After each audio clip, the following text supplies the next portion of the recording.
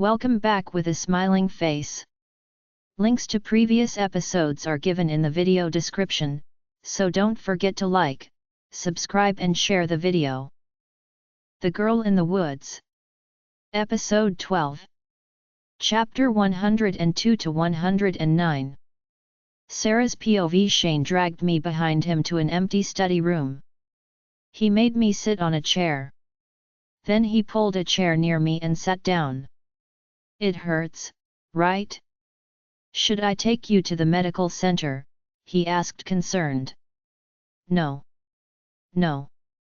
I am fine, I said, stretching myself on the chair to ease up my aching stomach. Beth's kick on my lower abdomen was hurting like crazy. Other than that, I was actually okay. But you don't look like you are fine, he said sadly. My stomach hurts, but nothing big. I am used to these types of beatings, Shane, I said, trying to smile. Until those words came out of me, I didn't realize the seriousness of my words. Shane's face distorted with pain. You have to go through all of these because of me, he said apologetically. Oh. I didn't mean anything like that, Shane. I just wanted to tell that I am okay, I immediately said. Even if you mean that or not, it is the truth, Sarah. She attacked you today because of me. I know most of the other people who bullied you in the past, they also did that just to impress me, he said. All of them were in the past, Shane. Just forget them. Beth is just stupid, you have nothing to do with what happened today, I said, trying to make his heart. What he said was true, he is the main reason I got bullied every day, but he is changed now, and I didn't want to dig into the past and hurt him. I was such a ruthless person to let you getting hurt like that, he buried his head between his hands. Please, don't worry about that, Shane. You have changed. That is the most important thing, I said, keeping my hand on his leg gently. I don't even know why I hold that grudge against you for this long. I am such a jerk, he said worriedly. Hold that grudge against me? Why he actually hold a grudge against me? As far as I can remember, I haven't done anything wrong to him. Shane. I know this is not the right time, but I always wanted to ask you this, I said, looking at him. He lifted up his head and looked at me with a confused look. Actually, Shane. What is the reason you hold a grudge against me? I asked. His eyes got widened. Like he couldn't believe what he heard. You can't think about a reason, he asked. Every day, I tried to think of a reason why you, Mom, and Dad hate me so much, but I couldn't think of anything, I replied. I don't exactly know why Mom and Dad treat you so badly, but I can just guess the reason. However, I know exactly why I wanted to hurt you. But can't you really think of the reason? He asked. No. I truly can't think anything, I said. Don't you remember anything from our childhood? He then asked. Childhood? Well, I don't have a distinct memory of our childhood. I don't remember much, Shane. Actually, childhood is almost like a blank page for me, I said. Really? I remember everything about our childhood. Every single detail. He said, looking outside the window. He was like trying to remember things. It is really odd why I can't remember anything, right? I asked. Can you at least remember that you were so ill those days? He asked. I don't remember any details. But I kind of remember that I was so sick, I replied. Well, you were so ill those days, Sarah. There were some times that I thought you were gonna die, he said, looking at me. What? Really? My condition was that bad? I was so surprised to hear that. Yes. You, when he was about to say something, the door to the study room was opened. Luke entered the room in a hurry. As soon as Shane saw Luke, he stood up as he got electrified. Sarah! Are you okay? Luke asked concernedly. His eyes traveled from my face to Shane's as he spoke. Yes, I am fine, Luke, I said, smiling. I was so worried about you. I was looking for you everywhere. Bob told me he saw you two coming here. Luke said. Shane took me here. Don't worry, Luke, I am good. My stomach hurts a bit, other than that nothing wrong, I said. That bit kicked your belly, right? Luke sounded so worried. Yeah. She kicked me. I punched her face and her lips started to bleed. I think it triggered her, I said with a grin. Actually, when I recall what happened, it made me laugh. I have seen girls fight in the movies. But I have never seen a live one. Who thought I would involve in such a fight in the first place? I felt like a totally bada. Are you crazy? Why are you laughing? That BH beat you just like how they did in the past, Luke was annoyed. Yes, she started to beat me, but I didn't let her just beat me. I gave her the return. So it was not like the past, Luke. I stated. Luke didn't say anything. He shook his head like he doesn't accept what I said. Then his eyes shifted to Shane, who was quiet all this time. Why you let that bit hit Sarah? Couldn't you stop her? He questioned.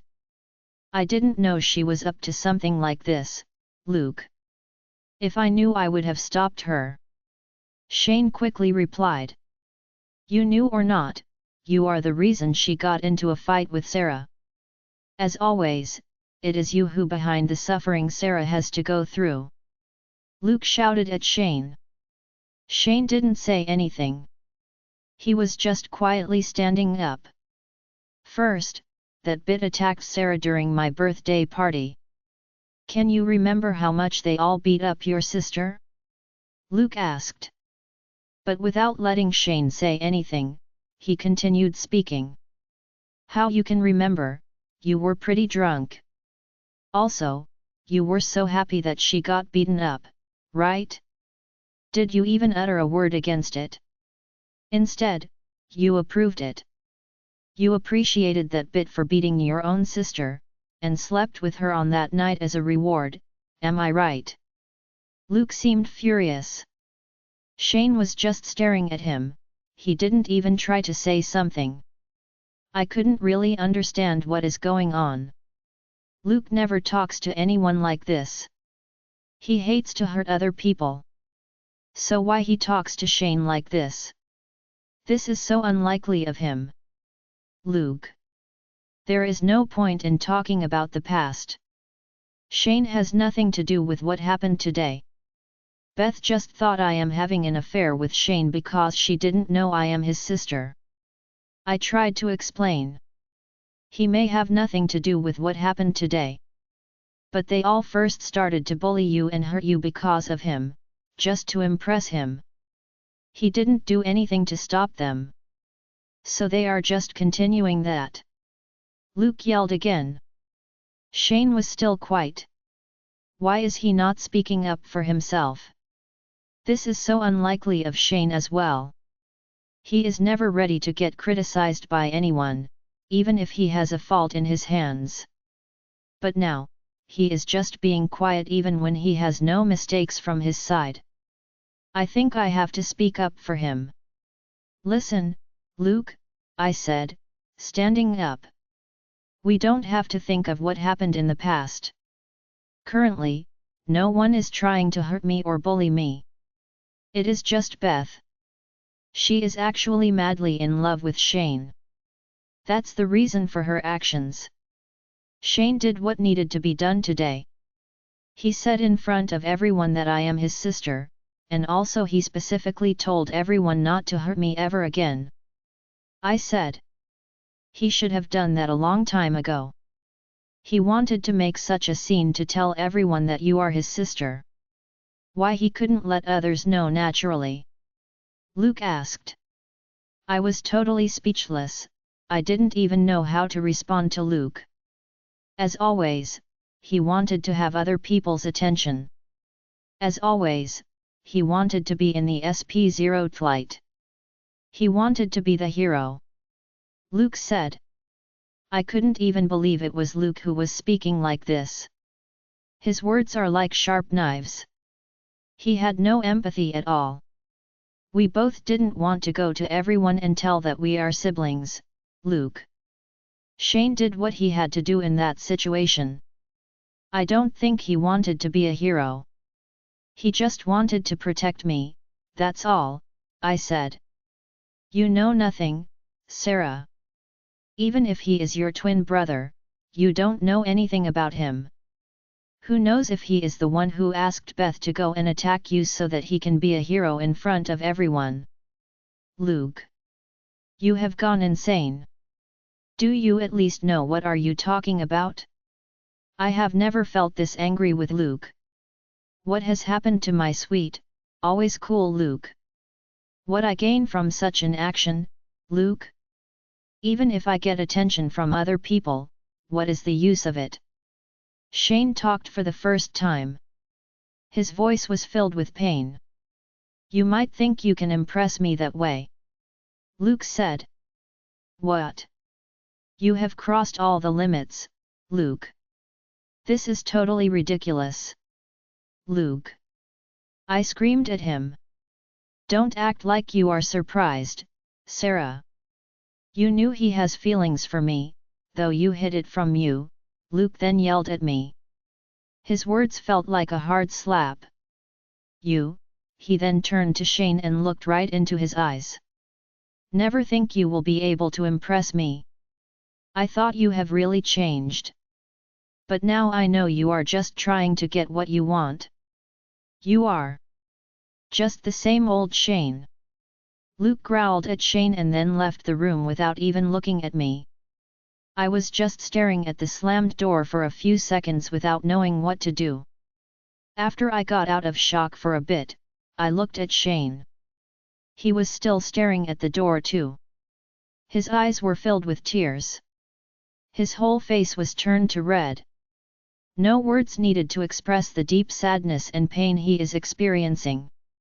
Shane, I talked to him gently. He looked at me like he just woke up after a nightmare.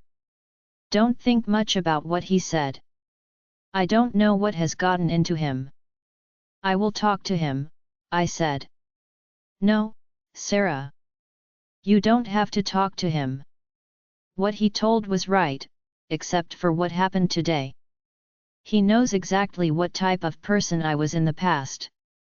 So from his side, suspecting me is the right thing to do. He hates me, Sarah. He hates me for how I treated you. I think I deserve that for my stupid actions, Shane said in a broken voice.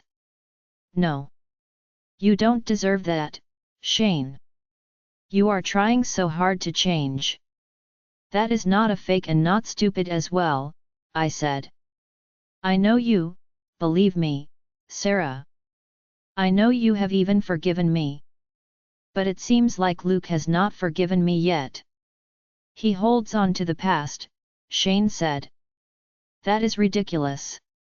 I will talk some sense to him. I said. No. No. You shouldn't talk to him about this, he said firmly. But why? He can't treat you like this. I asked confusedly. If he understands me and loves me one day, that should be because he felt my love for him. No one should make him see things. He must see them and understand them on his own, Shane replied calmly. I was staring at him as I saw him for the first time. His love for Luke is so deep and matured. Who thought this playboy would turn into such a mature lover? Chapter 103, Luke's POV. I came out of the study room, carrying the shattered pieces of my poor heart. I never thought I would talk to anyone like that. It was so hard to keep my voice steady and talk when my heart was aching and begging me to stop. Since Shane confessed his feelings towards me, everything was really awkward. How much Shane has changed within this short period is totally unbelievable. Even after his confession, I didn't really expect him to act like this. I thought he would come after me every minute and make my life hell because he is well known to get whatever he wants by any means. So I did everything possible to avoid meeting him alone. Even when we practice or study, I always made sure that we are surrounded by other people. Shane indeed felt that I avoid meeting him alone, yet he didn't complain about it at least once.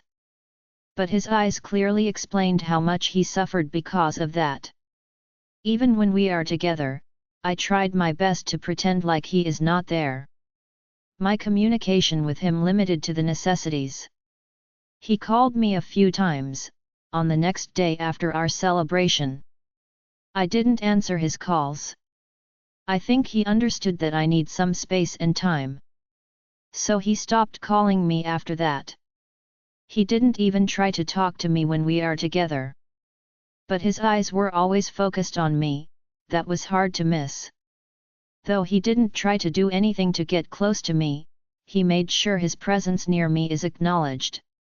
I don't even have words to explain how hard it is for me to ignore him totally. I have never felt that uneasy around anyone. I know Shane's feelings towards me are genuine and honest. No matter what he did in the past, he always had a special place for me in his heart, I knew that. When he stopped that bit from hitting Sarah, and when he told everyone that Sarah is his sister, I was absolutely confirmed that his change is not just to fascinate me.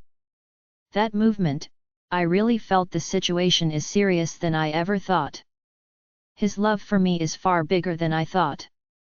If I say I don't feel anything for him, that would be a lie. But the problem is, can I love him the way he loves me? Have you ever loved anyone from all your heart? If that person doesn't love you back, was it easy to change your mind and love someone else the same way? I believe most of you can understand me. I started loving Jake a long time ago. He is my brother, my best friend, and my everything. I don't think even Sarah can love him as much as I love him. My whole life revolves around him. I don't think I would ever be able to get rid of these feelings. So how can I start a life with Shane? I won't be able to commit to Shane and our relationship wholeheartedly. If I face a situation where I have to choose between Jake and my relationship with Shane, without any doubts I would choose Jake. How it will make Shane feels. It would be so unfair for him. Therefore, I had to stop this before he grows up more hopes for me. I know I broke his heart. But it is better than giving him hope. I am so sorry, Shane. I really like the new you. But you deserve someone better than me. Someone who can love you as much as you love him. Sarah's POV: I was really heartbroken with what happened at the university. I really wanted to talk with Luke about this. I know the exact reason he rejects my brother. I totally get it. But that is not an excuse to hurt him this much. You can say Shane has hurt me so much in the past, which is totally true. But I can't stand to see him going through pain. For the first time in my life, I have started feeling the love of my brother. I want him to be happy and love me as much as he can. He deserves happiness for all the efforts he puts for transforming himself into a better person. But what can I do? When Shane constantly asked me not to discuss with Luke about this, how can I go against his words? Jake was at his parents' place when this incident happened. I called him and informed everything. His opinion was also to respect what Shane said. Actually, Jake truly believes that one day Luke will understand everything and accept Shane's love. So I also decided it is good to give Luke some time to understand everything on his own. Friday was a holiday for us. Both Mom and Dad stayed home. They announced to us about their stupid invitation to Mr. Patterson for the dinner. Shane tried his best to change their minds, but they wanted to go with their plan. Then he said he won't be there for dinner because he knew the sole purpose of this dinner is to impress Mr. Patterson and get his support for Shane's football career. Mom first tried to talk to Shane and convince him. But when he was stubbornly holding on to his decision, she started to cry and make a scene. That is her way of getting things done according to her preference. Whenever someone tried to go against her word, she does this. She is so clever. However, her trick worked, and Shane agreed to stay for the dinner. Though she made the invitation and she needs that rascal in our house so badly, she was not ready to do any work either. Since I woke up, she ordered me to do so many tasks. First I had to clean the whole house, then started cooking.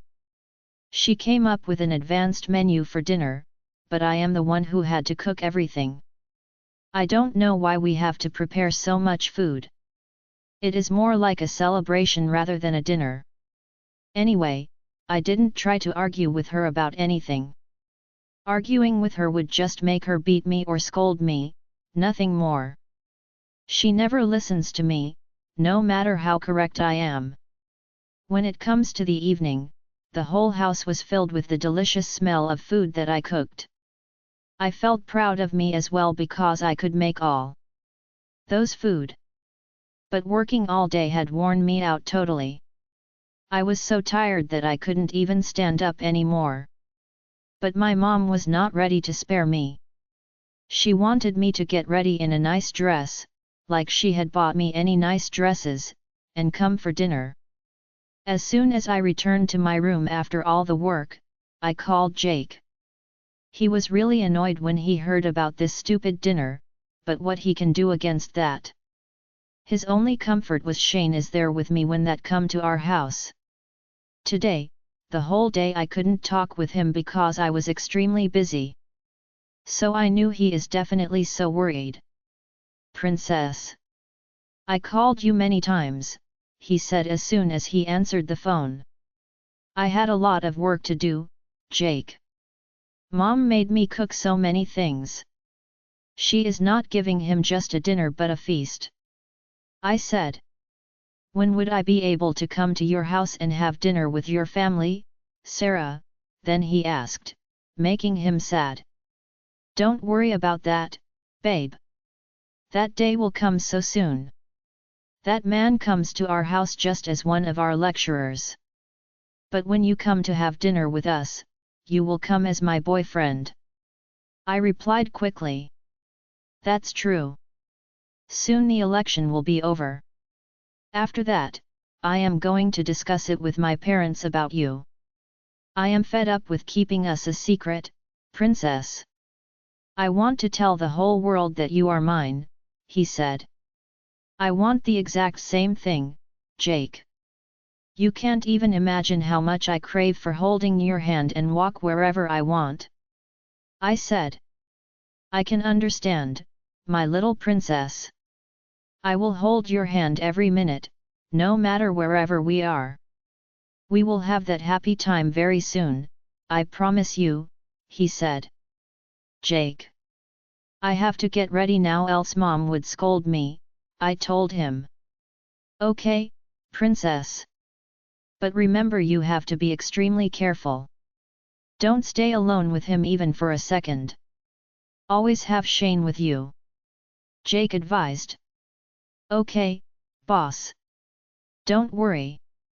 I replied, smiling. Mom and Dad welcomed Mr. Patterson to our house with so much respect. It was almost like welcoming someone from the royal family. He also dressed like he is going to some kind of a sophisticated party. He was talking with my parents like he was talking with some very special people. With so much respect. Such a drama. I know Shane felt the same. His face was filled with disgust. After starting dinner, my mom acted like she made all those food. Well, I don't give a sh*t about that. Anyway, I didn't want him to know I prepared food for him. Why should I give such satisfaction to that? But after finishing dinner, I received a text from Mr. Patterson. I know all this food was made by you. They were delicious. You are a fantastic chef. Thank you. When I raised my head up after reading the text, he was looking at me with a smile on his face. I just put my phone back to my pocket and looked away. Actually, Mr. and Mrs. Anderson, I want to talk about something, then he said, looking at Mom and Dad. Yes, Mr. Patterson, what is it? Dad asked. I prefer to talk with you two only, Mr. Patterson said, politely looking at my parents. Yeah, sure, Dad said confusedly, but he asked me and Shane to return to our rooms. We were indeed so happy about getting a chance to escape from this stupid drama. We both went to Shane's room. We spent some time there talking until Mom called us back. As soon as we went down to the living room, I suspected something has happened. Both Mom and Dad looked like they have seen a ghost. They were so shocked. On the other hand, Mr. Patterson was so happy. He was smiling like he has gone insane. What has he discussed with my parents? Shane, I told your parent as well. I talked with RB's manager. He is happy to give you an opportunity in their team. Also, I talked with my dad. You can join our company as an intern, and we can sponsor your football career. Not just your career. You will receive a monthly salary as well. So without worrying about money, you can just focus on football, Mr. Patterson said. This is indeed happy news. It is like a dream come true, the only worry is that news came through the devil. I looked at Shane. His face was totally emotionless. Thank you, Mr. Patterson. So far everything I achieved in my career was because of my talent and commitment. I want that to stay the same, therefore, I prefer to find sponsorship and an opportunity in a club by myself. Shane replied in a firm voice. I have never felt this proud of my brother. Mr. Patterson has done nothing wrong with Shane. So he declined Mr. Patterson's offer just because of me and Jake, right? Are you insane, Shane? Mom screamed angrily at Shane. Please forgive him, Mr. Patterson. He is just being naive. I think I have to talk some sense to him. We are so grateful for the offer, Mr. Patterson. This like a dream come true for us, she said in a pleading voice. No. Mom, Shane tried to protest, but Dad stopped him. Shane, just shut up, will you? You have never earned even a penny for any of your expenses. Both I and your mom have worked hard to find the money for your football expenses. So this is a decision we should make, you have no say in this. Dad's voice tone actually made me shivered. I have never heard him speaking that harshly to Shane. I think Shane also felt the same fear. He stopped telling anything. Mr. Anderson. There is no need to make problems because of my offer. I honestly think this is a great opportunity for Shane. But you all can discuss, take a decision and let me know. I have to leave now, Mr. Patterson said, standing up. Thank you very much for having me today. The dinner was extremely delicious, and I had a great time with you all. Don't take a long time to make a decision. Also, I would like to hear soon from you about my other proposition as well, he said, as he was leaving the house. Another proposition? What is that about? Whatever it is, it should be something related to me. I can say it from the way he looked at me when he mentioned it. God knows what he is trying to do now. Chapter 104, Sarah's POV. After Mr. Patterson left, Shane shut the front door and looked at me with doubtful eyes. He is worried about Mr. Patterson's other proposition, just like me. Dad, he started talking, looking at my parents. Don't you dare even open your mouth to reject that sponsorship, Shane. This is like winning a lottery. Who else would come to our house and gift us such a fortune? Don't be so stupid. Before he even continues what he wanted to ask, Mom interrupted him. But Mom, he tried again to speak, but this time it was Dad who stopped him. Should I remind you how much we have to spend on your education and football? Since you have started football, we have spent a fortune to take you where you are today. I had to spend all my life savings on your university fees. I haven't asked you to send me to that university, Shane replied annoyingly. What he said was true. He didn't want to go to Queen's at all. But my parents wanted that so badly.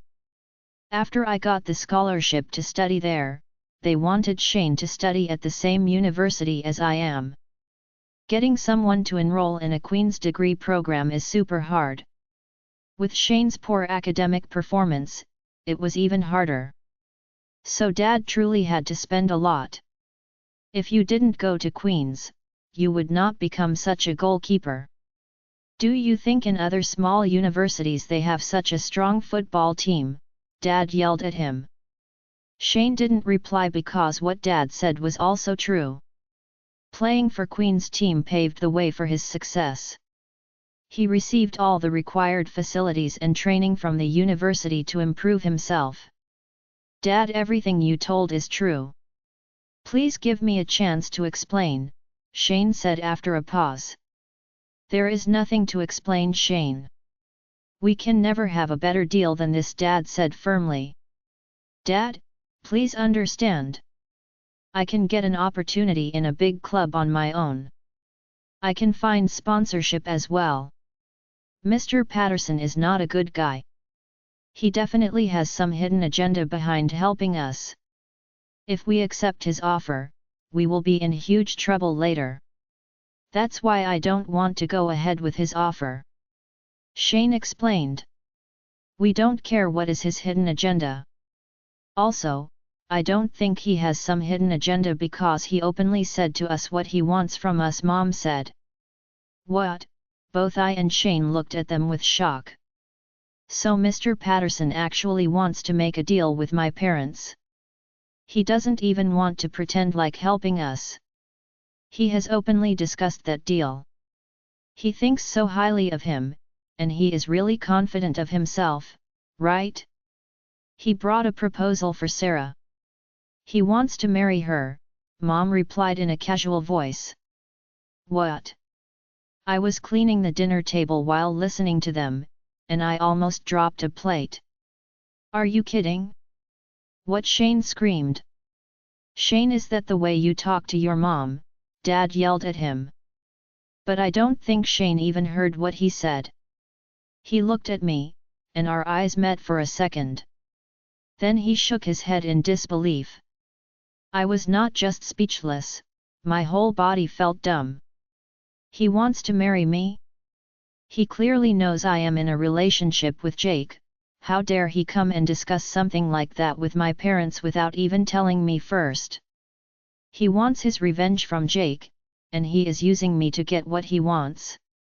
Now he has even drawn my family to this. If he was near me, there is no doubt I will choke him to death.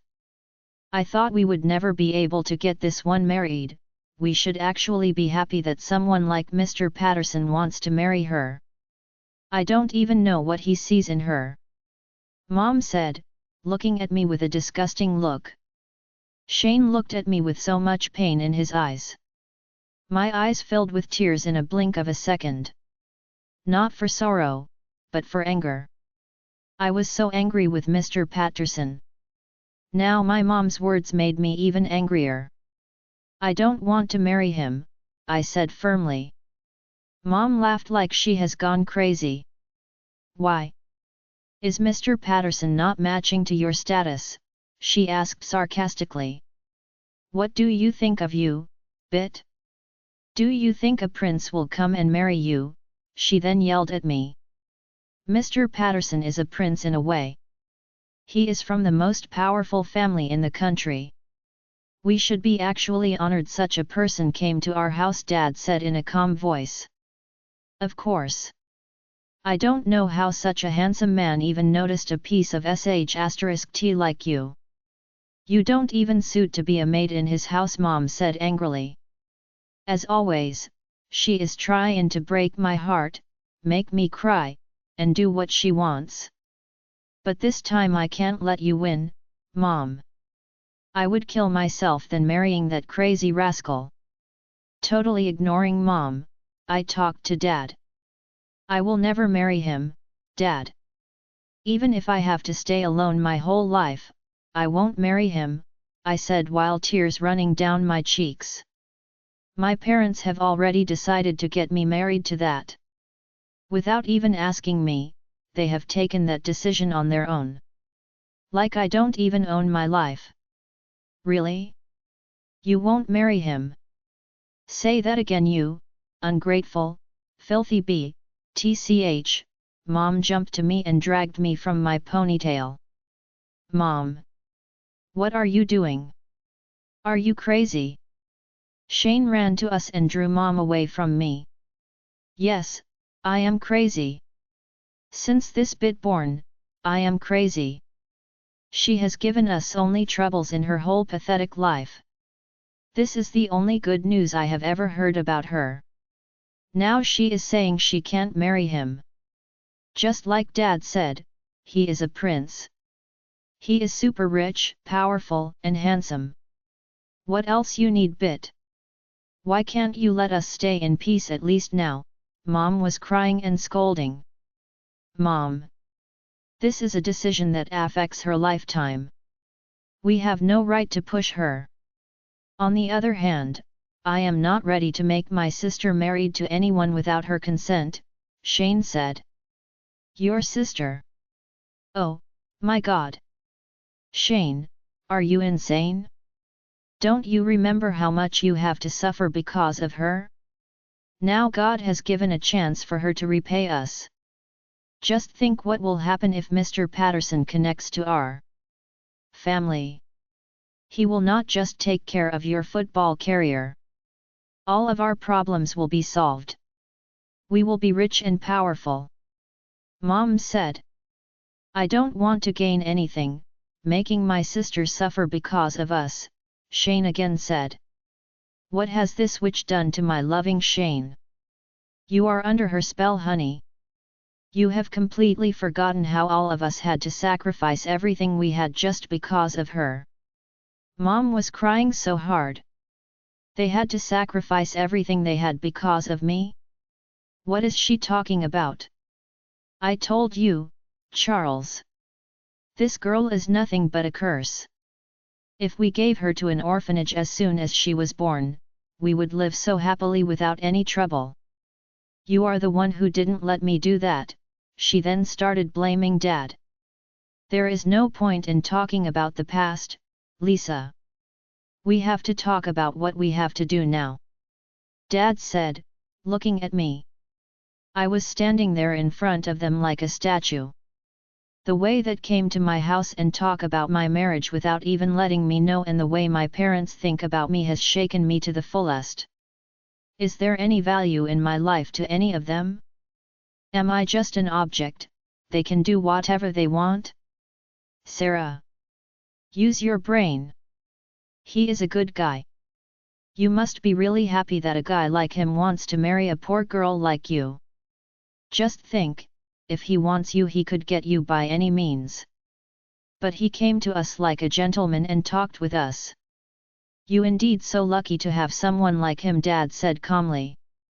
Dad, you know nothing about him. He is not the gentleman he pretends to be, Shane tried to talk. Shane, stay away from this. A daughter's marriage is solely the parents' decision, Dad said. In what century, Dad? We are in the 21st century. Parents don't have such authority over their daughters. Shane said annoyingly. I felt really grateful to him. If he was not there, how lonely I would be without anyone to think from my side. See, Charles. How our son talked to us because of this filthy bit. I want to kill her. Mom tried to again jump towards me, but Dad stopped her. Lisa, be calm. We can't do anything like this, he said, holding her from her waist. Shane. I don't know about other parents and other daughters. But this girl here is in debt to us for her whole life. As her parents, we didn't just give her birth. She is alive today because we sacrificed so much for her. If she doesn't remember those things, you can make her remember. Dad said. Your mom and I have fed up with working our whole lives. What have we gained even after working non-stop? Do we even have a proper place to live or a decent car to drive? Everything we did was for you too. So both of you have to agree to what Mr. Patterson proposed. That is the final decision, he added. Then taking Mom's hand, he left the living room. We both stayed without even moving a bit, for some time. At that moment, none of us knew what we should do. I felt like I am going to faint. My legs were not ready to support my weight anymore. Then I dropped to the floor, crying. I hid my head between my knees and cried like crazy. I felt Shane also sat beside me. Sarah, he talked after a few seconds of silence. Don't cry. Tears can't solve our problems. We have to make them realize the truth slowly, he said kindly. Why Mom wanted to give me away as soon as I was born, Shane?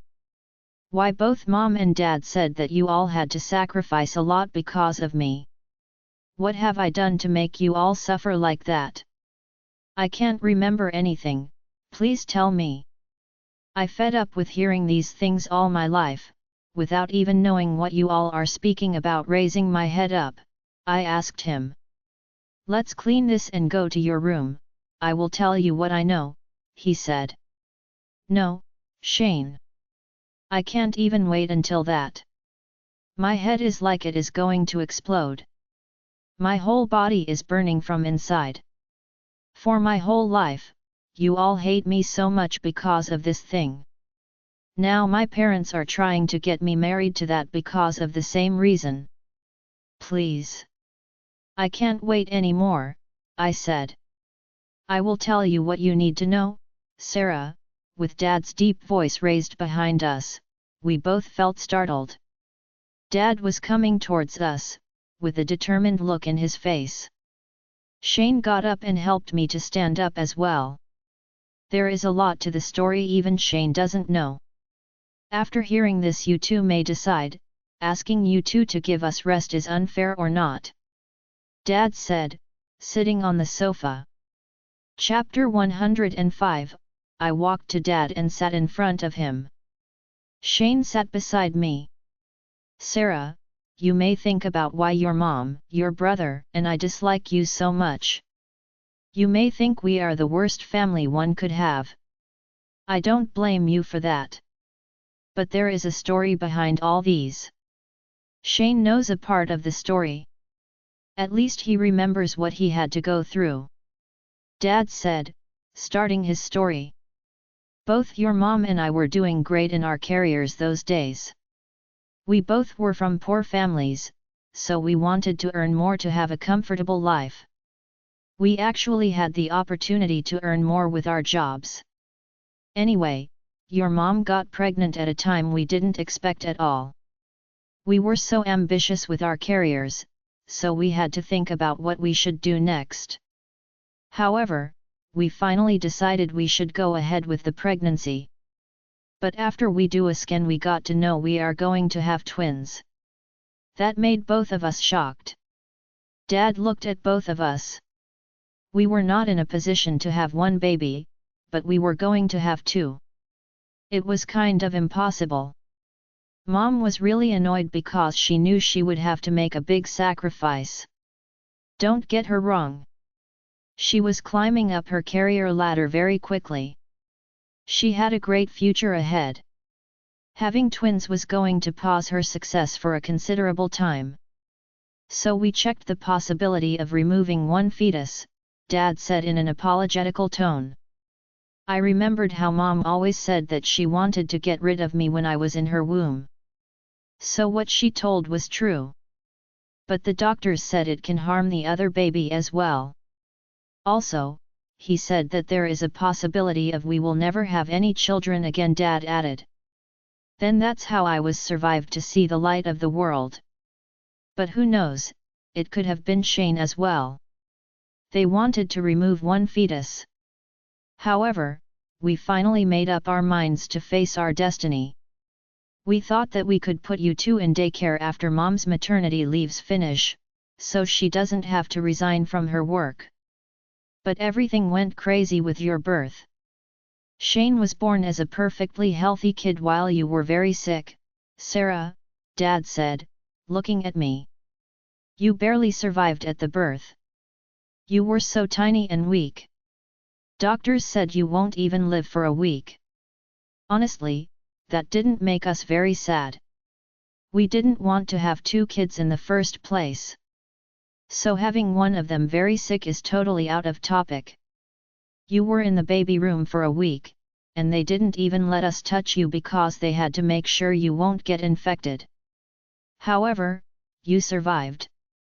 But the doctors said we will have to treat you for a few years until you recover completely. They said you need special attention and care. Also, they warned us the treatments would be highly expensive. Tears were filled in my eyes. It was like stabbing me right on my heart to hear that my parents didn't worry when they got to know that I won't survive a week. I felt like they would be so happy if I died back then. We were in such a dilemma. We didn't know what to do, Dad said worriedly. Your mom wanted to give you to a children's home because of two reasons. One was we didn't have the required financial stability to support your treatment. The second reason was if we start to do your treatments, she has to stay with you and take care of you, that means she has to say goodbye to her job. It hurts a lot that my mom wanted to give me to a children's home, but when thinking logically she had fair reasons. If they didn't have enough money to support my treatments, taking up that challenge must be really tough. I know most of the parents are ready to sacrifice anything for their children, but the way my mom thought was not totally wrong as well. Thinking logically like that could make me sympathize with my mom, but it wasn't enough to reduce the pain in my heart. As a little infant, I didn't even know anything that was going on with me. Even thinking about how my mom wanted to get rid of me when I was just born, could crush my poor heart completely. Shane held my hand tightly. But the day they let me hold you in my hand, Dad paused for a second and looked right into my tear-filled eyes. You were so tiny. You were putting a lot of effort into breath. You didn't even cry. You were looking into my eyes like you were talking with me. That day I decided no matter what happened, I am not going to let you go. Dad said. My vocabulary is not rich enough to explain what I felt. Dad is always kind to me more than Mom. Though he never showed me any love or care, I knew he doesn't hate me as Mom does. But the way he talked now, those emotions on his voice, made me wanted to run to him and hug him tightly. I didn't become an orphan because he loves me.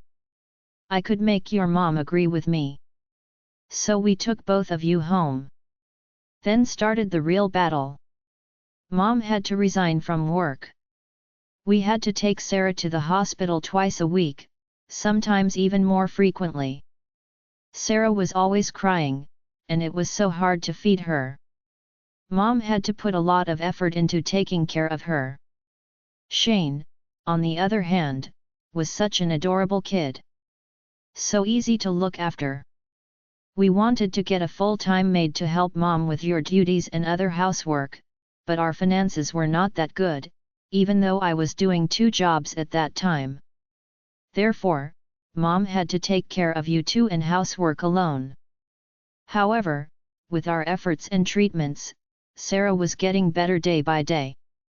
When it was time for you to go to the preschool, Sarah was mostly recovered from her illness. But we still had to take her to the hospital frequently and continue treatments. Sarah was a smart girl since the preschool, all the teachers praised her and loved her, that was the only relief we had. When you two were like 10 years old, Sarah was completely recovered. All our efforts were fruitful. Listening to my father, my heart was now aching for my parents, not for me. They had to go through so much because of me. Because they decided not to get rid of me. But like all the good thing, her recovery also came with a price. Of course, we had to spend a fortune on the treatments, but other than that there was another side to it, Dad continued. Neither I nor your mom had even a single minute left for ourselves. We both were working like machines. I left home around 6 a.m., came back around 10 in the night. I was utterly exhausted every day when I come home. Even at the weekends and holidays, I had to work. Your mom's story was not different.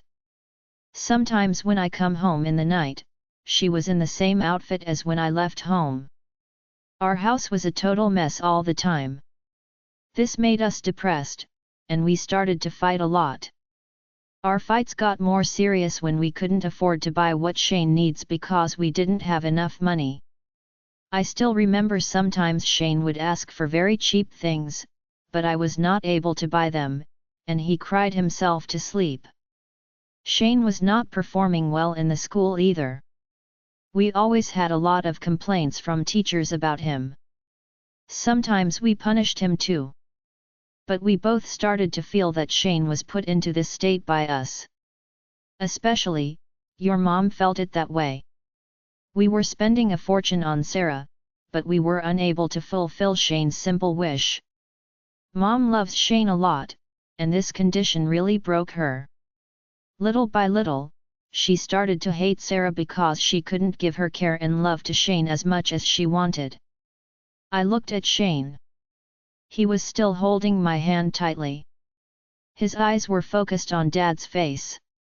His face was filled with emotions, but I couldn't separate them for each other and recognize.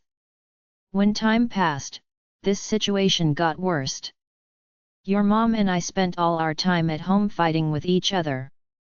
Your mom finally got sick with severe depression.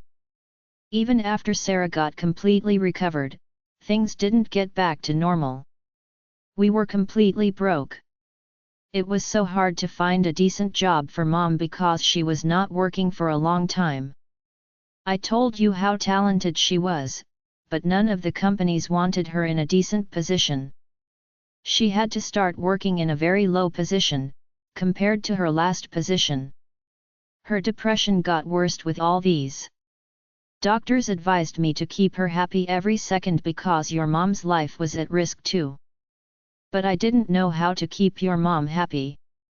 After some time, I understood the only happiness she got is from hurting Sarah and loving Shane. I had no other options, but let her do that. Deep from my heart, I was also feeling guilty towards the way we treated Shane. We started to pay more attention to Shane and his needs. At that time Sarah was recovered, so we didn't have many expenses as well. With our attention and love, Shane started to show progress, and that made your mom so happy. Mom started to hurt Sarah to get rid of her anger and sadness. She made Sarah do all the household work and beat her for even little things. When I tried to stop her, she got really angry with me, and sometimes she even attempted to harm herself. So what could I do? Your mom had to go through a lot, and I couldn't let her suffer anymore. So I let her do whatever she needs. I knew she made Shane even hate you, Dad said, looking at me. But I couldn't do anything. The things we all had to go through was extreme. Anyone who had to go through such a situation can be ended up like this, Dad added. I didn't know Mom and Dad had to go through this much. Shane spoke for the first time. His voice sounds broken. I was just desperate because no one loved me. At home, you two always had to spend your time on Sarah. You didn't have time for me. There were days I had to stay at home all alone without even having anything to eat because you two had to take Sarah to the hospital. When we were in school, I was just the dumb brother of smart Sarah. Everyone bullied me, saying that I and Sarah we both didn't have fancy items like other kids, but since she was bright other students cherished her. But they disgusted me, saying I am poor and I am stinking. When I asked for those fancy items just to get rid of those bullies, Dad didn't buy them for me. Dad even hit me because I asked for things. Eventually, I started to hate you, Sarah. I was just a little kid. I couldn't understand right and wrong, Shane said, looking down. Then there was a big silence. None of us said anything. So many things were going on in my mind, but I was totally speechless. I don't really know what you all may think. The way my parents treat me now is fair or not, given the hard time they had. But I felt so much gratitude to both of them for all the sacrifices they made to let me live. Because of me, their lives changed radically. They lost most of the things they loved. If I was not born, and they had just Shane, their lives would be so much beautiful and trouble-free, there is no doubt in that. On the other hand, Shane. He too had to go through a lot because of me. He was just a little kid, and it must be super hard for him. He was getting pressure from both the school and home. All three of them. Their lives were like a hell because of me. Just because of me.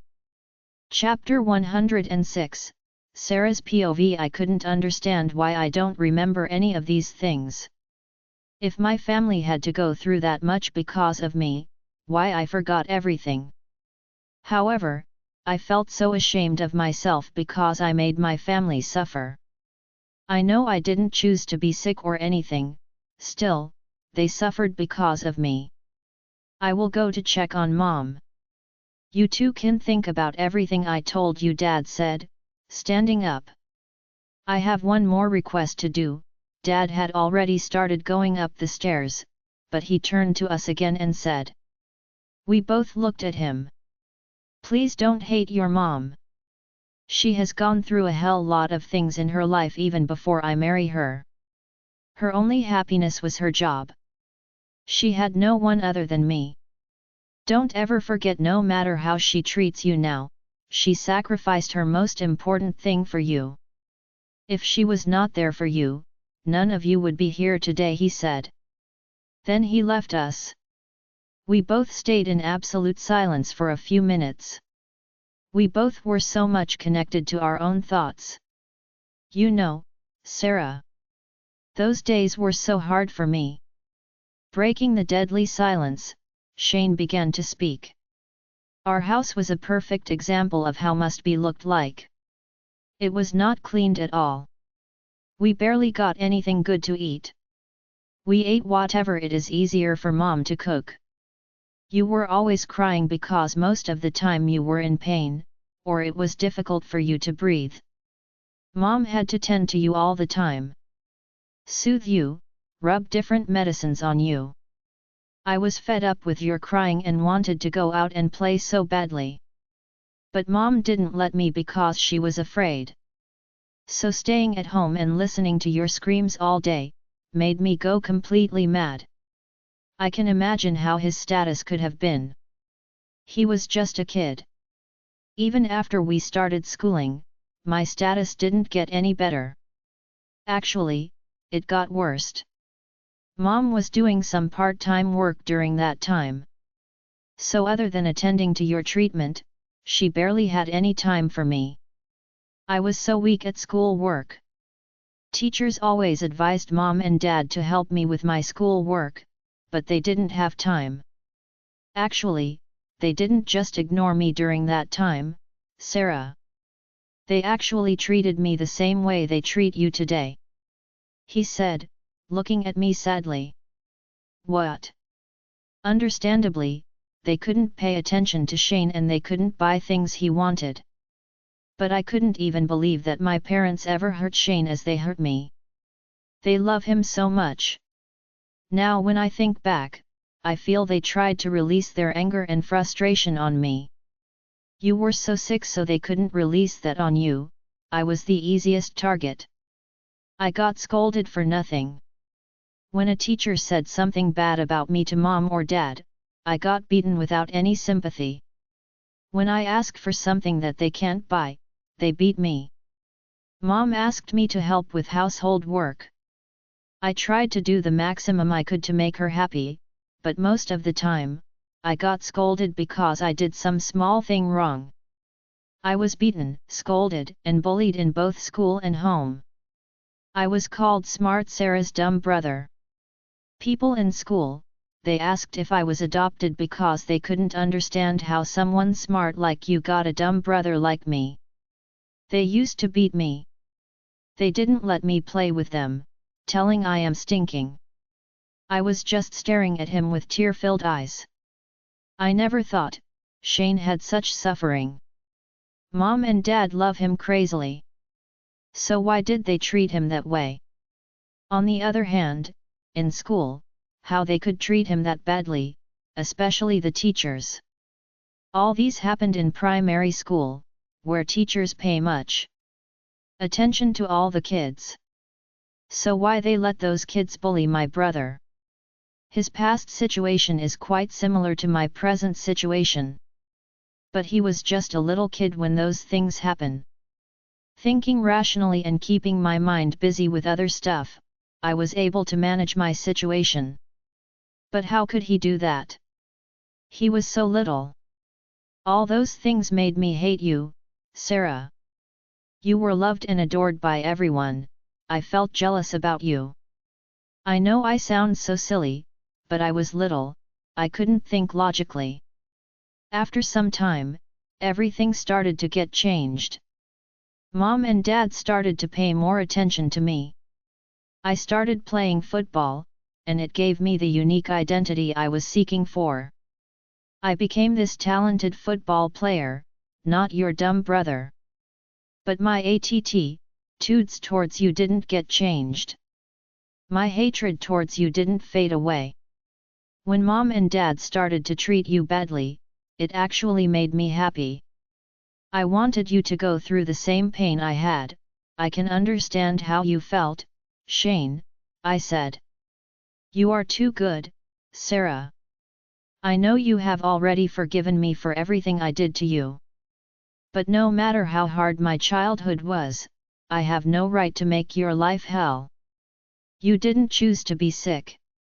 You didn't ask anyone to scold me or bully me. You had nothing to do with those. You sometimes even tried to protect me. But I started to hate you so blindly. I told you all these things not to justify my behavior. There is no justification for how inhumanly I behaved. I just wanted you to know everything. Shane said. I was so shocked. When did he become this mature?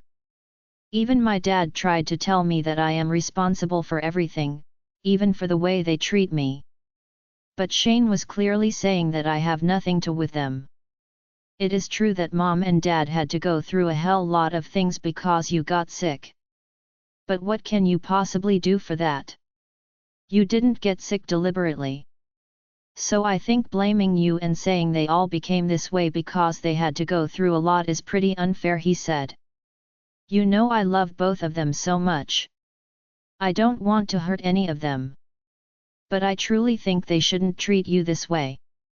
I think doing so much for you in the past, and getting angry at you because they did those for you is pretty ridiculous. He added. I was totally speechless. What he tells is true. I am extremely grateful to my parents. If they didn't sacrifice so much for me, I would be dead by now. But They can't treat me like st for something I didn't do on purpose. If I had a choice, I would prefer to die without letting them suffer because of me. Also, they can't use what they have done for you in the past as a reason to force you to do something you don't like. You indeed owe them for what they did. But you don't have to agree to this stupid proposal for that. One day you will definitely be a high-class professional, and you would earn a lot. At that time you can treat them. That is my dream too. I won't let Mom and Dad work anymore as soon as I get a job. Shane said firmly. I don't know, Shane. He is going to make my life hell. Do you think Mom and Dad will let this go easily? They will try their best to make me marry him. He is so cunning, isn't he? He found the exact way to hurt me and Jake. I said worriedly. That is true. Our parents or that won't let this go that easily. But you have to be strong and face this. When the time has come, you can tell Mom and Dad about Jake, then they will be so happy. Victor McMiller's son is far better than his nephew, isn't it? Shane asked, laughing. His laugh made me laugh too. But Shane, his offer about your sponsorship is truly amazing. I said. True. But I don't want anything from him, Sarah. I am confident about my talents. I can find a sponsorship myself. I am not going to let him use me to hurt you or Jake. Shane said firmly. I felt like running to him and hug him tightly. How nice to have a brother like him. So what are we going to do now, Shane? I asked. We are going to tell Mom and Dad that we are not going to accept any offer that has brought, Shane said. I sighed. It is easier to say, but hard to do. After everything Dad said, I find it really hard to say no to him. After all, I am alive because of them, right? But I am not going to marry Andrew Patterson as well. I would die happily rather than marrying that evil. On the other hand, in my life, the only person I can even think of getting married to is my Jake. If I don't get to marry him, I would live alone my whole life. Sarah, don't be afraid. You must tell what happens today with Jake and Luke. You have all three of us with you. What we are going to do is not making any harm to Mom and Dad as well. They may have to wait just a little bit more to take their most deserved rest. That is better than being pawns of Patterson's wicked game. Shane replied. I said confusedly. A lot was going on in my mind, and I actually needed some time alone to process everything. You may go and make a call to Jake. Tell him everything. I will clean here. Shane suggested. No, let's clean this together, I said. You have done enough today, Sarah. I didn't stay home to help you because I knew Mom won't let me help you. It will just make her angry with both of us. Now, be a good girl and go, he said, standing up. My heart melted with his words, and I couldn't control all the emotions I was having. I went to him and hugged him. I love you so much, Shane. Thank you very much for being on my side. You are the best brother any sister can have. I whispered. I am not the best brother yet, sister. But I am trying to be the best brother for you. Because you truly deserve it. You are such a good person, Sarah. No matter how hard your life was, you didn't lose the goodness in you as we all did. We let the hard time turn us into monsters, but you spend a hard time loving and caring for others. I am really proud of you and I love you so much, my twin, he said, gently caressing my face. Chapter 107, We stayed hugging each other for some time. There are no words to explain how comfort it was. Do you have a big brother? What do you think of the way they love their little sisters? I have heard and read about Big Brother's love and care.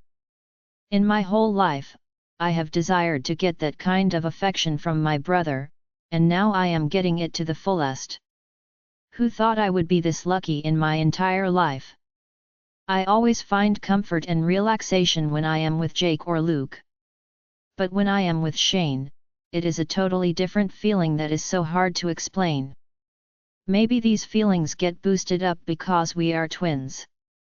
We shared a womb together, didn't we? Suddenly Shane's phone started to vibrate.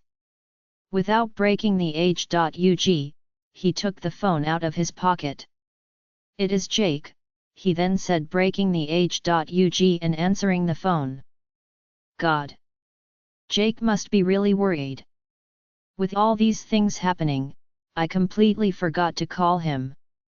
Hello, Shane answered. Yes, she is here. Wait, Shane gave me his phone. Hello, I said apologetically. Jake asked me to call him as soon as Mr. Patterson left, but I completely forgot that. You okay, right? That was the first thing he asked. I felt really sad about him. His voice clearly said how concerned he is. Yes, Jake. I am okay. What happened to your phone? I tried to call and text you. First, it worked, but you didn't answer, and then it was switched off. Can you even imagine how scared am I? He started to yell at me. I took my phone out of the pocket, thinking about how I didn't hear his calls. The phone was switched off. I think the battery is dead. With all the work I had to do today, I couldn't even recharge the phone. I know, Jake. I am so sorry. My phone is dead. I said sadly. I called Shane as well, even he didn't answer until now, Jake growled. We were in such a tense discussion. So he might not notice the calls. Don't worry, Jake. I am safe. Please don't be angry. I said apologetically. Angry? Do you think I am angry at you, Sarah? I am not angry, I am so worried, can't you see? He asked. I and Luke are in front of your house right now, can you understand how worried am I? He added. What, you two are here? Looking at Shane, I ran to the front window. Shane followed me to the window. We both looked outside at the same time. A black car was parked right in front of our gate. Shane looked at me confusedly. Is that you in the black car? I asked. Yes, it is Luke and Jake, I said to Shane. He shook his head with the same confused look. When did you two come here? I asked Jake with surprise. I couldn't make up my mind to just stay at home when that BD is at your place. I thought, what if Shane has to leave home for something and you have to stay alone with him? So we came here even before Andrew come to your place and parked near your house. We even rented a car because he knows both our cars. So you were here all the time? Yes. He left a long time ago. I was trying to contact you since then. What happened? Jake asked worriedly. I don't know, Jake, I replied confusedly. Actually, I didn't even know how to explain everything to him. I didn't know where to start. What you mean by don't know? You are making me more worried, he said nervously. I don't know how to explain everything, I said. Sarah. You are driving me really crazy. Please tell me what happened this time, he was literally screaming. Wait. Since you are here, I will come to your vehicle and explain everything. I said, looking at Shane for his approval. He nodded his head in agreement. That's good. Come soon, Jake replied. I walked to the black car parked outside our gate. Shane came behind me and waited until I got into the car. Then he went back inside. Luke was in the driving seat and Jake was in the back seat. With the faint light from the nearby lamp post, I could see Jake's face. He looked exhausted and super worried. His handsome face was covered with stress. I couldn't bear seeing him like this because I knew all this stress and tiredness are just because of me. Because he loves and cares about me. As soon as I closed the door, I leaned towards him and hugged him. His familiar scent made me need to hug his broad chest for the rest of my life. He is my love and this is my safe place. Without even knowing, I was crying. Princess, he said worriedly, caressing my head. Please tell me what happened, Princess. You know how your tears made me feel, so please don't cry and tell me what happened, he said in a pleading voice. However, it took me a few minutes to stop crying and talk. Andrew brought a good offer for Shane. He got RB's manager agreed to offer Shane an opportunity to join them. Also, he said he will give an internship for Shane in his dad's company, and they will sponsor Shane's football training. I explained. Wow! That's a pretty good offer. Luke said. This was the first time he talked since I got into the car. It is true. So what Shane said? Jake asked. What else? He agreed, didn't he? Luke asked.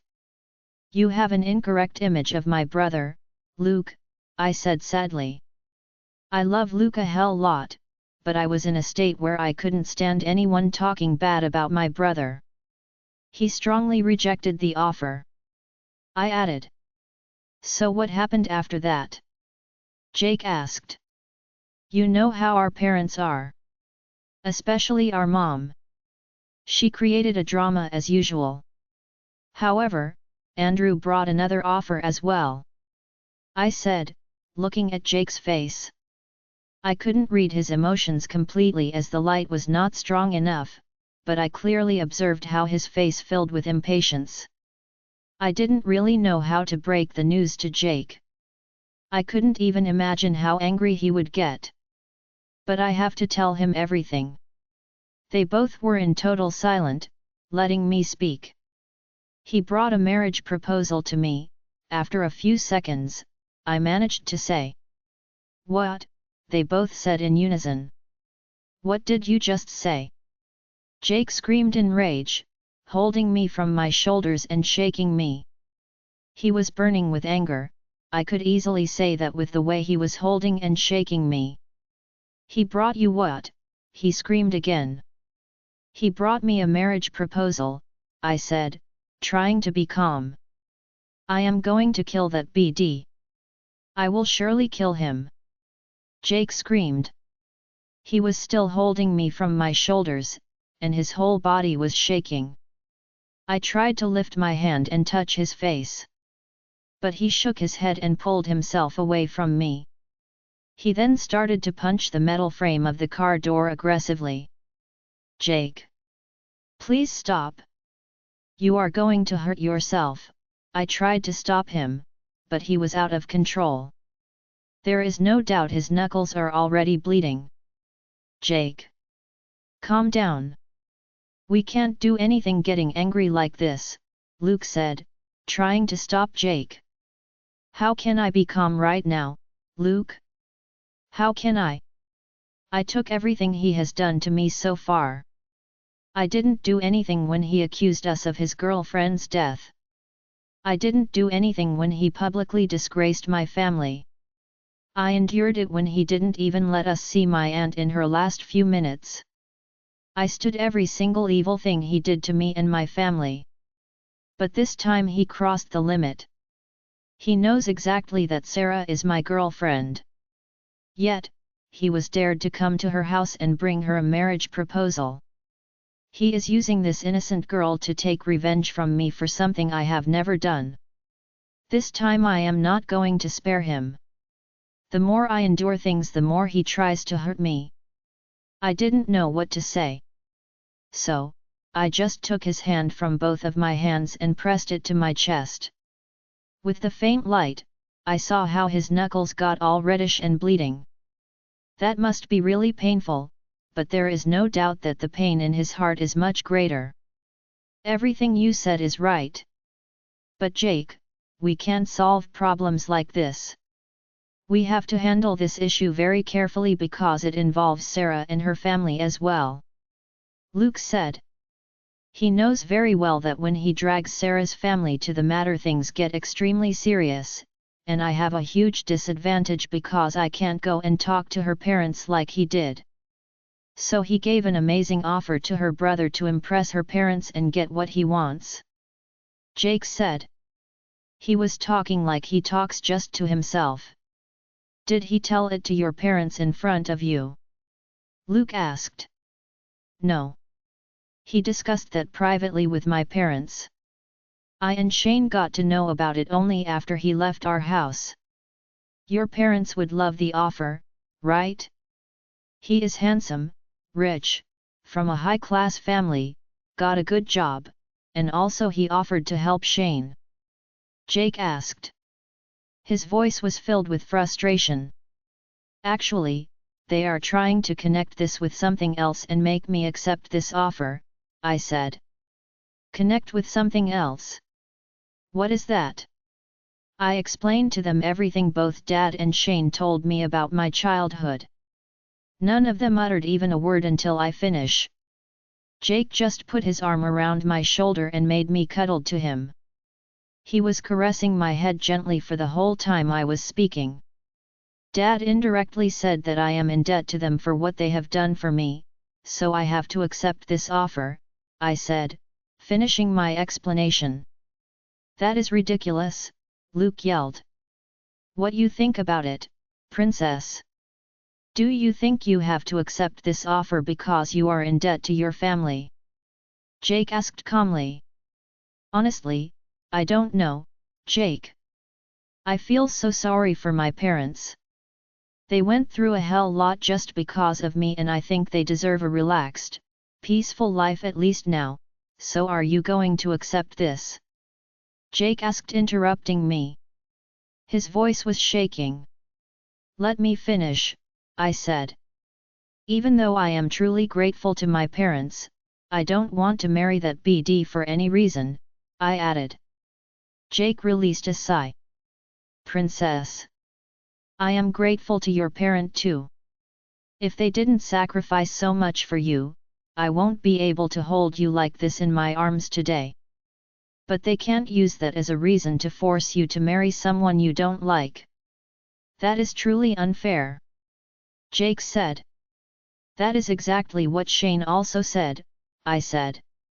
Did he tell something like that? Luke asked.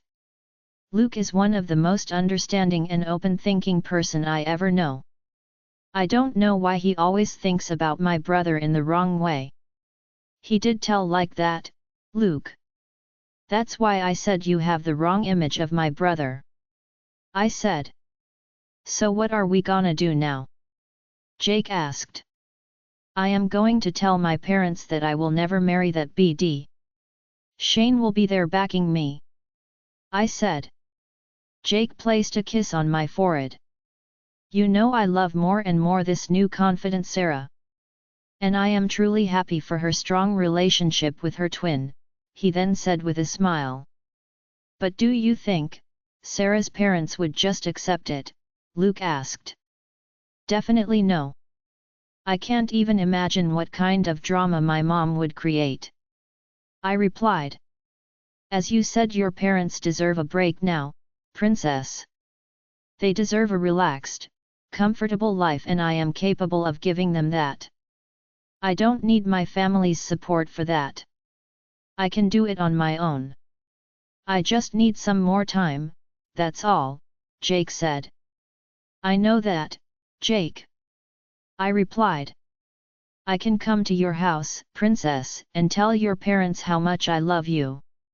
I can beg them not to force you to marry anyone else. I can guarantee them a happy life they deserve. I can come tomorrow and talk with your parents. Jake said.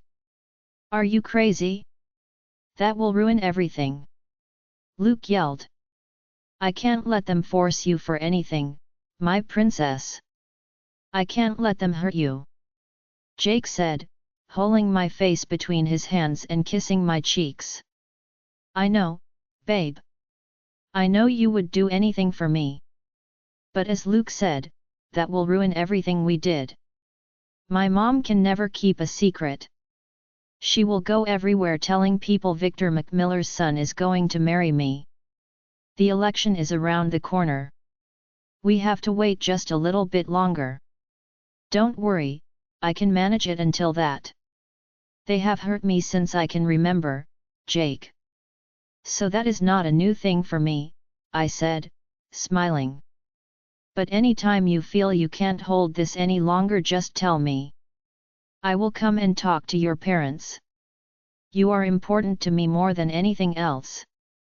Jake said, and then he captured my lips for a quick but sensational kiss. Chapter 108. The next day, I prepared my parents' favorite dinner just to make them a bit less violent when we tell our decisions to them. As you all may assume, a dinner was not enough to calm them down. I first tell them that I am not going to marry Mr. Patterson. Mom got all fired up as soon as she heard that. What, are you insane? Do you think you will ever get a better proposal than this? This is like winning a lottery. You are just nobody, but him. He has everything, yet he wants to marry you. Why you deny such an opportunity? She asked angrily. Mom. It is her decision. No matter, even if he is Prince William, if she doesn't like him, she should not marry him. Before I reply to Mom, Shane came to my rescue. Why you are taking her side all of sudden? If she doesn't agree to what he said, then you won't get that internship, sponsorship, or anything, Mom said. I told you too clearly, Mom. I don't want anything from that man. Why can't you understand? Getting anything from him is like making a deal with the devil. Shane said. Shane. Why can't you understand the importance of his offer to your career? With your GPA and all, do you even think you will be able to find a good job? Your future totally depends on football, and I am not capable of spending on it in the future. I am too old now, I have no energy to work now. Dad told to Shane. The way he told that actually made me feel sad about him. What he said was true. He is old and weak now. My dad was handsome when he was young. He looked just like Shane. But now he has become so thin and his face always looks like he is exhausted. I know that, Dad. I am not going to let you work like this. I am capable of finding good sponsorship on my own. Also, no matter what my GPA is based on my football career, I am capable of finding a good job too. I just need some more time. We are graduating in a couple of months. I will make everything up to you after that, I promise. Shane said. This by age has brainwashed my son, Charles. Otherwise, my Shane won't refuse this. Mom started to crying and cursing me. Dad was staring at me for a few seconds. Even after I told you about everything we had to go through because of you, you still don't think we deserve a break? He then asked. His words and the tone of his words felt like stabbing me. Dad, even before I could tell anything, I was crying. Dad. Please don't think like that. I have no words to say how much I am grateful to you and Mom for everything you did for me. You two deserve a calm and comfortable life more than anyone else. But Dad, please believe us, Mr. Patterson is a really bad person. I can never marry such a person, Dad. But I promise you, we won't lose anything because I refused this proposal. I and Shane will give you two everything you may need. Just as Shane said, please give us a little time. I begged him. Sarah. You are a smart girl. I know you would easily get a good job. But do you think you will be able to earn all the wealth, power, and social status you may receive as Mr. Patterson's wife from just a job? Dad asked. I didn't know what to say. I wish I could tell him about my Jake, but I couldn't. Dad, please let time solve those things. I promise you, you will never regret about rejecting that BD offer. Shane came to my rescue once again. However, after a lot of explaining and promises, we could convince our dad to some extent. But Mom was crying, cursing, and creating a drama as usual. I exactly knew that Dad is not happy and he is truly disappointed. That made me really sad too. In the past, if anyone in this household showed any sympathy towards me, it was him. Though he hurt me going according to Mom's words, I could understand that he was acting against his will sometime. Sometimes I actually saw the concern and worry in his eyes, when I was crying after they beat me. However, I made up my mind thinking that he won't have to stay unhappy for a long time. As soon as this election is over, Jake will come here and tell him about us. I can't even imagine how happy he would be. I will make everything right for my whole family after that. I will do everything I can to make their lives comfortable. On Monday, I went to university. I had some free time between the lectures. So I went to the AI lab to work on my final year project. There were no other students in the lab at that time. Therefore, I was working peacefully and effectively until Mr. Patterson entered the lab. I was really scared as soon as I saw him. I was totally alone with him. Even the lab assistant went out a few minutes ago as he got a phone call. Well, now I regret coming here alone. I must have wait until Luke come after his lecture. Why, you look like you just saw a ghost? Mr. Patterson asked, smiling wickedly. Why are you here, Mr. Patterson? I asked, ignoring what he said. Have you forgotten that I am a lecturer in this faculty? I can go anywhere in this premise, he replied with the same wicked smile. God!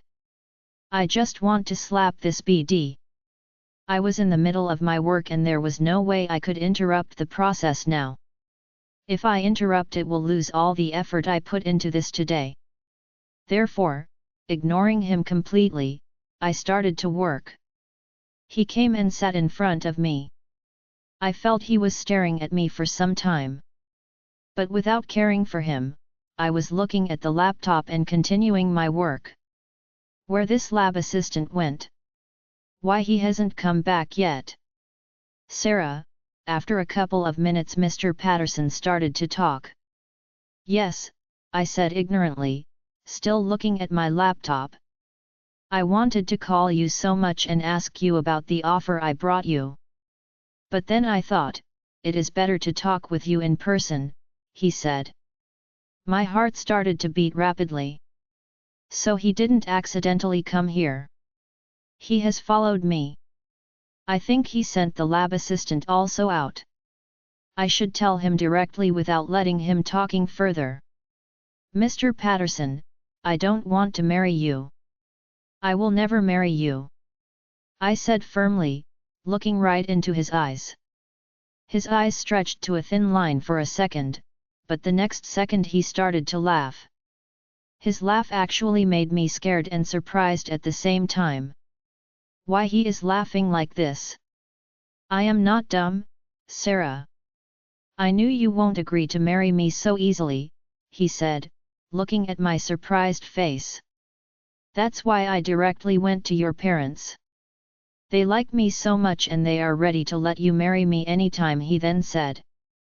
I told my decision to them. They can't change my decision. I said firmly. Really? Can't they? He asked with a fake surprised tone. Then he started to laugh again. God! Slapping him won't be enough, I want to kill him. Let's see about that, my little angel, then he said, touching my hand. Mr. Patterson. How dare you touch me? Yelling at him, I stood up. Come on, Sarah. Relax. I just touch your hand, I didn't try to RE you. You know what, I don't want to get anything by force from you. I want you to give me everything, your body, and your soul with your own will, he then said in a calm voice. I was furious and my whole body was shaking with anger. That is never going to happen, Mr. Patterson. I would die rather than committing to you with my own will. I yelled at him. As I said, let's see about that, Angel. He said with the same calm voice. I didn't know what to do or what to say. I felt like I lost my ability to speak with the unbearable anger. So without even thinking twice, I removed all the wires that were connected to my laptop and closed the lid. I knew this would put all my effort today in vain, but I will do this same work again and again for the rest of my life than staying in the same room with this insane devil. I put the laptop in my backpack and started to leave the room without even look at him. But he was so quick and he stood in front of me, blocking my way. You lost hours of your work because of your anger, didn't you? He asked, looking into my eyes. Without saying anything, I looked away. Remember, you will lose everything you have worked for in your entire life if you keep on having hopes for Jacob. He is never going to marry you, Sarah. Wake up from your sweet dreams. He is engaged to Marina, and Uncle Victor will make sure he gets married to her after the election. Even if Jake wants to marry you, don't ever think that Victor McMiller will ever let his only son, the heir to all his wealth and power, to marry a poor common girl. One day Jake will surely have to choose a side from his parents and you. Which side do you think he will choose? Don't forget that not like your parents, his parents love him so much and he loves them so much too, he said. I know he is just a crazy BD, but what he said is true, isn't it? No matter how hard I try not to think about the possibility of Jake's parents reject our relationship, that possibility is super high. Just like my mom said, I am just nobody. But Jake, he is like the heir to the throne. Without even knowing, my eyes filled with tears. But I was not ready to let this BD win. Do you think your dad will let you marry me then? You are from the same social class as Jake, aren't you? I asked. He then started to laugh. All our businesses and our properties were owned by my mom. According to my mom's last will, all of those things were transferred to me. She gave my dad nothing other than the house we live in. So my father now has basically nothing, and he has no power to object any of my decision. He lives from my money, he said in an indifferent voice. God! There are no words to tell how much I disgust this man. The way he talked about his own dad. He is truly a monster, a heartless, crazy monster. Mr. Patterson, let me go, I then said. I will let you go, Sarah. But remember, I will make you mine by any means. If I couldn't do that in any case, I will not think twice before making not just Jake's life, but your whole family miserable, he said in a firm voice. There is no doubt he meant everything he said. He gave me a clear warning. Don't drag my family into this, I said. You know, Sarah, when you ask me to do something, I always feel like I must do that for you because I love you so much. But unfortunately, you are too late to ask this from me. I have already dragged your family into this and now I can't do anything, he said with an evil smile. You are the evilest person I have seen in my entire life. He laughed. My love for you and my hatred for Jake has made me this evil, Sarah. Remember, now I don't have any limits or any rules. I will get everything I want. He said firmly, and then he let me go. Chapter 109. After rejecting Mr. Patterson's offer, life was not easy for me. Well, It has never been easy for me, that's true, but with this, it became worst. I couldn't spend even a single day without getting scolded and cursed by Mom. I could stand when she blames me, but when she starts to remind everything that happened in the past, and how her life became hell after she gave birth to me, it is really painful to listen to those. It is like getting stabbed over and over again. Dad stopped talking with me for anything. Every time he looks at me, he has this disappointed look in his face. He even stopped eating anything I cook. That made me truly hurt. On the other hand, Mr. Patterson made me nervous all the time. At the university, he managed to follow me everywhere and treat me with creepy looks. I had to make sure that I am not alone anytime because I was so afraid to face him alone. He even visited our house a few times. My parents welcome him with open arms, and they spend hours talking about things. Sometimes they all were just whispering and God knows what they are talking about. Since I have Shane by my side, I could go through everything. I don't even know what will happen to me if he was not there for me because Jake was extremely busy too with his dad's election campaign. I had to endure seeing Jake and Marina together in media all the time. Though I know exactly they are just acting like lovers, I couldn't help getting heartbroken each time I saw them together. Luke was also not around most of the time. As Jake's best friend and one of their closest family friend, he also had to help them with the election campaign. So I just had Shane with me. I didn't even tell Jake or Luke about all the things Mr. Patterson did during those days because I didn't want to make them worried, but Shane knew everything and he put all the efforts to protect me. He even started to stick with me all the time when we are at the university. I had to worry only when he has football practices or additional lectures. However, the day of the presidential election has arrived like this. I went to the voting center early morning and voted for my future father-in-law. I wish from all my heart that he could win this election, not because I want to become the daughter-in-law of the president, but I think he is capable of developing our country more than the other candidate. I went to work in the cafe after that. Shane had promised to come and get me from the cafe in the evening. When it was so close to the end of my shift, Mr. McDonald said there is a visitor for me waiting in the office room. I was surprised to hear that, however, I went to the office room. The person who was sitting there had turned his back to me, and he was wearing a hat too. Thinking that it is really unusual to wear a hat inside the office room, I walked towards him. Mr. Patterson, I almost dropped the small notebook which was on my hand after seeing that person's face. He was not just wearing a hat, but sunglasses too. What is wrong with him? Is he trying to disguise? Anyway, this is the first time he came to the cafe since I rejected his proposal. "Sarah," he said, smiling at me. "What are you doing here?" I asked annoyingly. "Sarah, I want to talk with you," he said. "There is nothing to talk with me, sir, and I am at work too," I said, annoyingly. "But what I am going to talk with you is much important.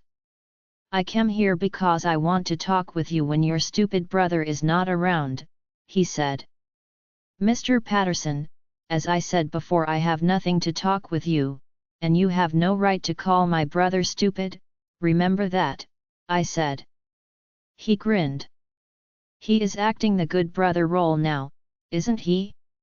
Anyway, give me just 5 minutes for the old time's sake, you won't regret it," he said. "Okay, Mr. Patterson, tell me whatever you have to say, but you have just 5 minutes, I said. Anyway, I was also curious about what he might be whispering with my parents all the time. "Sarah, I know I haven't directly asked you this ever. So I want to do that now," he said, looking into my eyes. I looked away annoyingly. What he is going to ask? "Sarah, no matter what are the problems I have with Jake, my affection for you is genuine and honest. I truly love you a lot. After Lily, I never thought I would feel this way about any of the girls, but since I saw you, everything started to change. You are a lot like her, I think that's made the exception. I didn't say anything. Sarah. I told you what I truly feel. My feelings are honest and pure. I can protect you and keep you happy forever. I can give you everything you may need. I can treat you like a queen, but I know you don't want them from me no matter how much I want to give you them. I felt sad about him for a second, but the next second I remembered how evil he can be. I feel sad about you, Mr. Patterson. I truly feel sorry because you lost your true love. But please understand, I love Jake the same way you love Lily. I can't even think about anyone else other than him. I said. If you love him the same way I love Lily, you may willing to do anything to protect him from getting hurt, he said. What he is trying to say now? I thought, annoyingly looking at him. Sarah. I am giving you the final chance to change the way you think and agree with my proposal. If you do what I ask, then everyone is safe and happy. But if you are still too stubborn to change, then I am so sorry, you will get very bad news pretty soon, he said. God! How can a person be this evil?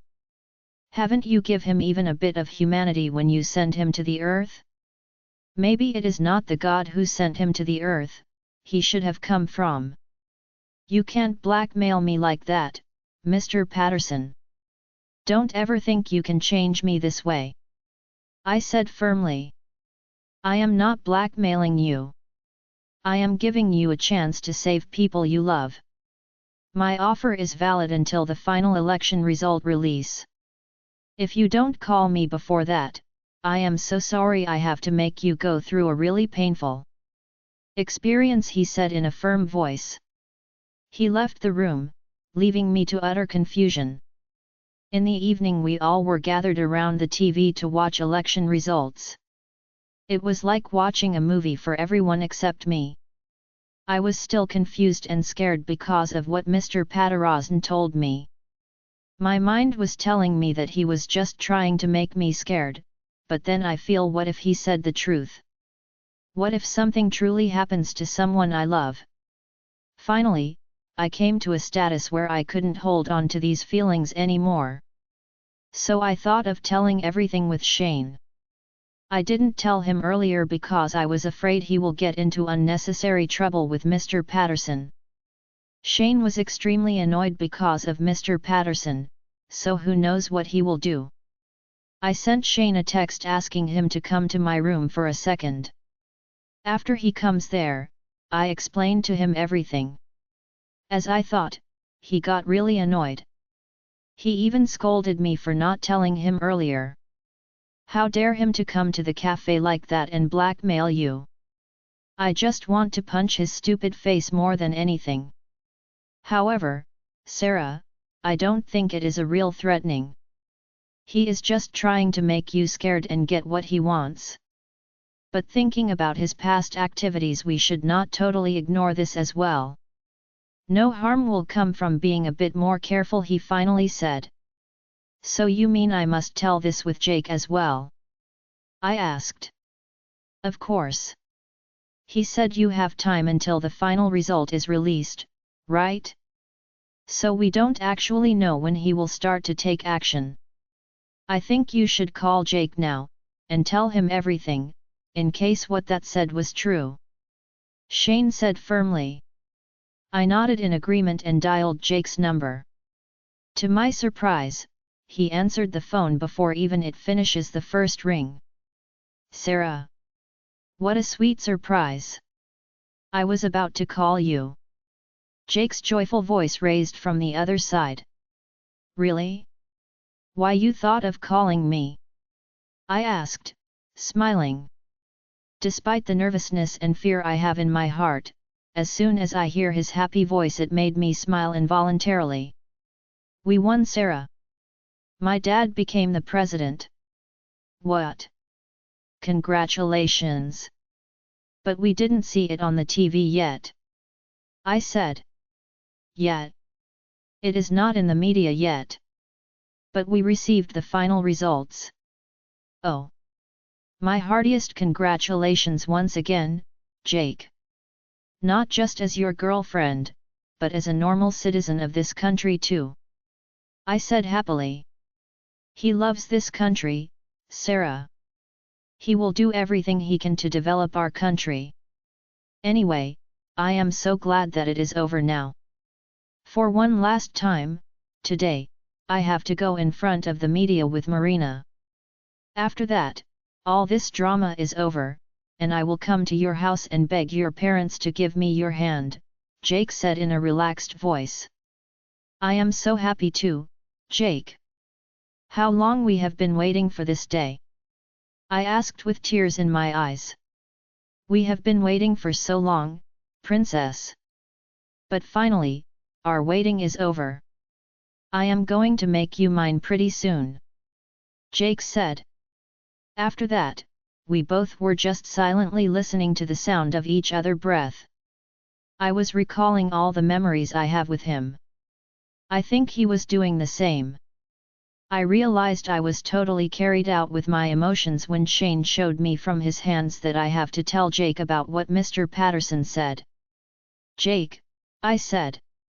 Yes, princess, I know I should not make you upset in a time like this, but I have to tell you something, I said. What is that, princess? You don't ever have to worry about my mood or anything before telling me something. You should tell me anything you want at any time you prefer. Jake said. I explained to him what Mr. Patterson told me. He also got really annoyed. However, according to what he thinks, Mr. Patterson is just bragging. As he said, since his dad became the president. Now, no one would dare to hurt them. Also, he said that it is not him but me and my family who should be more careful. Anyway, he promised me to be extra careful and he said he would inform his private detectives about this as well. Finally, he said that he will come to our house the next day evening to meet my parents. After finishing the call with him, I actually felt a lot relaxed. If what Mr. Patterson told was true, there is a high possibility that he would hurt Jake instead of anyone in my family. But now Jake is aware of the threat and he is taking precautions, that's a relief. I and Shane went back to the living room after the call. After some time I received a text from Mr. Patterson. Think you already know the final result, but it is still not out on the media so you still have time. However, ignoring his text, I continued watching TV. I was in a good mood because finally, Jake can openly be in a relationship with me. I didn't want to spoil my mood with Mr. Patterson's stupid texts. After the final result was released on media, I got another text from him. I am so sorry to make you sad, Angel. But you made me helpless. From now onwards the real game begins. If you don't come to me begging to marry you, my name is not Andrew Patterson. A shiver ran through my spine as I read his text. I don't know why, but I got a really bad feeling. All my happiness seems like stolen by someone. The rest of the audiobooks will be uploaded in the next episode. Join us on Patreon to listen to more unlimited audiobooks.